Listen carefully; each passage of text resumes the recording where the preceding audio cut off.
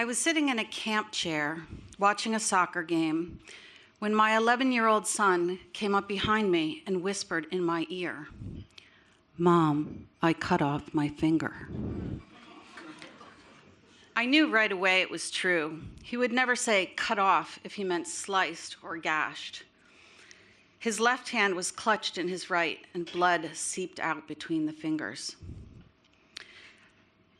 I leapt up with him and ran to the parking lot, located the missing digit, and realized I needed to call 911. But I'd left my phone back in the camp chair. Instead of running all the way back, I embarrassed us both by hollering across the field. "Someone call 911, he cut off his finger," which resulted in 14 calls to dispatch about the same event. Then, with the tiny pink nail turning blue in my palm, I remembered the rest of my son and got out the first aid kit.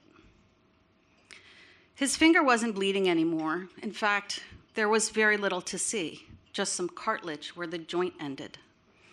I didn't want to put the severed finger down for fear I might lose it, but I managed to find a gauze pad, tear it open with my teeth, and wrap it around the stump. He began to cry. He told me he'd been whittling with a pocket knife, with my pocket knife, the knife I gave him permission to use. What was I thinking?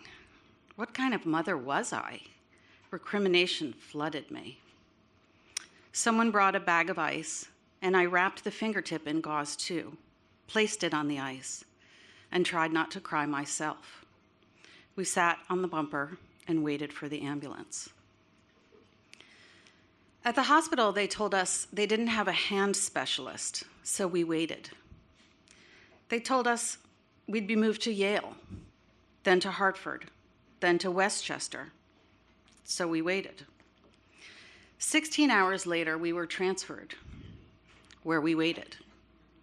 Finally, almost a day after the accident, they assembled a surgical team, took the finger, and wheeled my son away.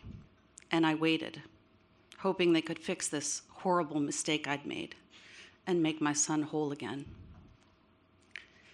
The reattachment procedure was unsuccessful. There are 3 arteries in the tip of a finger. 2 were reattached, but the 3rd stubbornly refused to stick. When it comes to fingers, 2 out of 3 doesn't cut it. "Too bad we didn't see you sooner," the doctor said, as if that were our fault.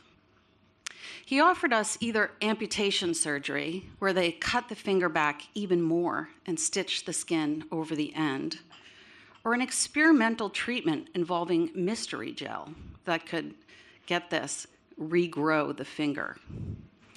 "We could probably get another centimeter out of it," the doctor said, "but there's nothing we can do about the nail.